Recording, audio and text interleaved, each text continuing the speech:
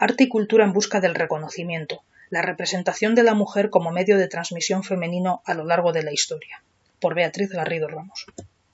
Ponencia presentada al Congreso Identidades, Inclusión y Desigualdad, Diálogos Pluridisciplinares, celebrado el 20 y 21 de mayo de 2021. Desde la antigüedad hasta la actualidad, la historia ha pasado por alto el papel desarrollado por multitud de personajes femeninos que sin duda han sido fundamentales a todos los niveles, ya sea social como artística y culturalmente. Su grado de contribución al mundo del arte y la cultura en general de las distintas épocas ha sido silenciado con frecuencia y, en consecuencia, insuficientemente reconocido.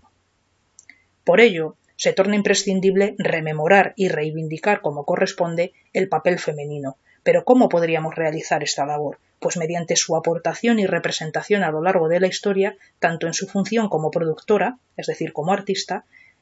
y también como receptora, es decir, como mecenas, encargada de recibir artistas y de realizar precisamente encargos de obras. Comenzaremos con unas ideas importantes. Las propias biografías de mujeres y la historiografía que se encarga de recuperarlas, la representación como medio de transmisión femenino, y todo ello analizado desde la antigüedad, centrándose principalmente en época moderna y contemporánea.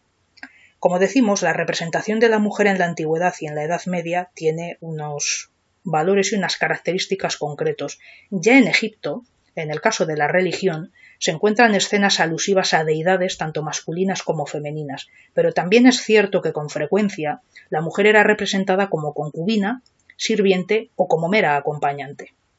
A modo de excepción, cabe recordar que en el reinado de Akenatón, tanto él como su esposa aparecían representados en un plano de igualdad, como expone Garrido Ramos, y se encontraban además en diversas escenas familiares de un alto carácter naturalista, siendo acompañados por sus hijas. No obstante, también se asiste a escenas en las que se destaca, por ejemplo, el potencial y la creatividad de la mujer, como es el caso de aquellas en las que aparece desarrollando su papel como artista, bailarina o música, simplemente por citar algunos ejemplos. En Grecia y Roma, nuevamente encontramos deidades masculinas y femeninas, así como, por ejemplo, figuras relevantes de héroes y heroínas, pero nuevamente encontramos una diferenciación en cuanto a el tipo de representación que se puede realizar en ambos casos. En el caso de las figuras masculinas se destaca y se resalta ese carácter heroico, esa valentía, ese valor,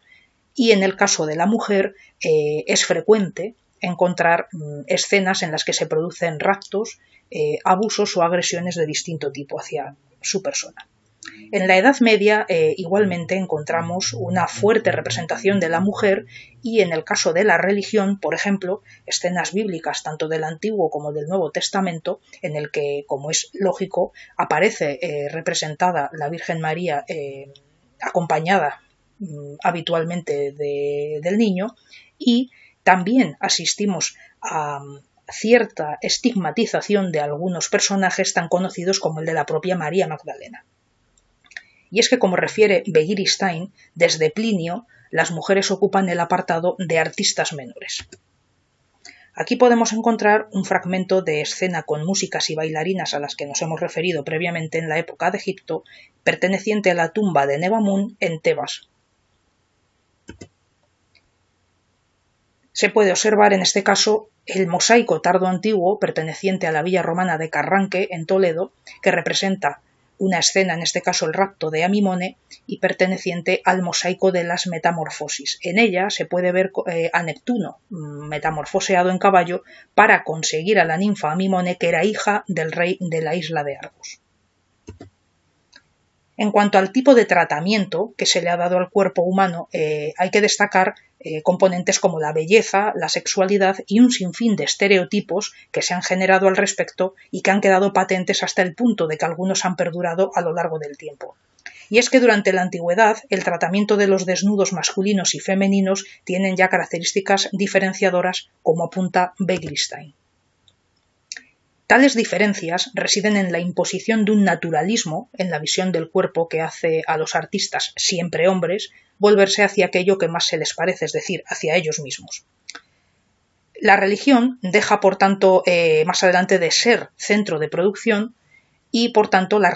relaciones sociales dejan de pivotar en torno a ella. La mujer en el arte de época moderna, en cuanto a la producción y recepción de obras, tenemos que citar la obra de Burke, El Renacimiento italiano, cultura y sociedad en Italia, en la que se menciona que hay investigaciones que muestran la existencia de un pequeño grupo de mujeres cultas que estaban interesadas en el denominado humanismo. Por otra parte, también tendríamos que citar el denominado género biográfico y la propia historiografía, puesto que desempeñan un papel importante para dar a conocer la vida y obra de estos personajes femeninos a los que nos vamos a referir.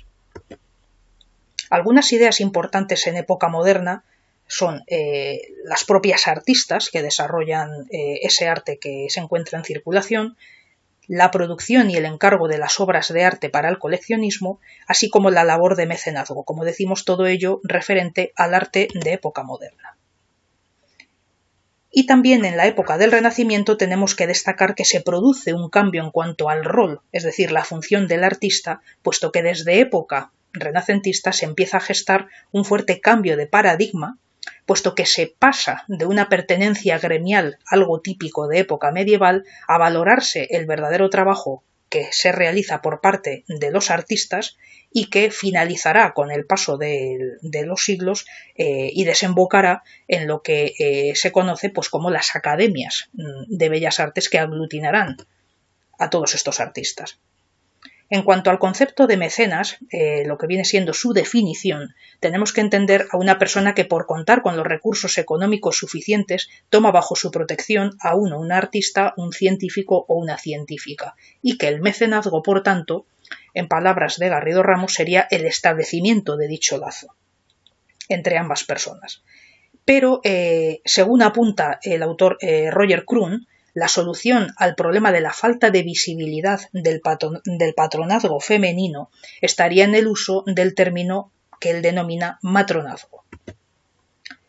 A continuación, simplemente citaremos brevemente a unos personajes femeninos en cuanto a biografías de época moderna, que pueden ser el caso de Isabela de Este Gonzaga, que fue una gran coleccionista de la época del Renacimiento, que alabaron sus propios contemporáneos y que fue modelo y ejemplo a seguir por otras muchas mujeres. También podríamos citar a María de Médicis, a Cristina de Suecia y en cuanto al papel como artistas, a Sofonisba Anguissola, Lavinia Fontana, Elisabetta Sirani y Juana Pacheco. Ya de época contemporánea, simplemente repetimos por exponer algunos ejemplos, podríamos citar a María Zambrano, Hannah Arendt, Freya Stark, Jane Auer, Sofía Pérez Casanova, Jean Butcher, Hilma af Klint, Lluïsa Vidal, Bourgeois, Ángeles Santos, Susan Kerr, Lynn Kressner, Germaine Dulac, Frederica Sagor-Mas y Delia de Virser. Y es que en época contemporánea tenemos que citar a un crítico especialmente importante como fue el americano Clement Greenberg, puesto que plantea la posibilidad de establecer una nueva narrativa, es decir, una narrativa post-vasariana. ¿A qué nos referimos con esto? A que se produce la superación de la narrativa vasariana, es decir, de Giorgio Vasari, que se impuso a lo largo de todo el Renacimiento. Y el punto de inflexión para proponer este cambio de narrativa surge con la obra de Olimpia, 1863, del impresionista Manet. Aquí podemos observar la obra de Olimpia, en la que se puede ver representado el cuerpo desnudo de una mujer de baja clase social, y en relación a esta obra comentaremos que supuso una verdadera revolución en la época, puesto que hipócritamente no se aceptaba el cuerpo, la representación del desnudo humano, salvo que procediera de ejemplos de época antigua, es decir, de la época clásica, es decir, de obras de la antigüedad grecorromana. Mayo del 68 avanzando en el siglo pasado, supuso un antes y un después tanto social como culturalmente, y es que trajo consigo una revolución sexual y feminista que permitió sentar las bases para aportar la tan necesaria y ansiada visibilidad de la mujer.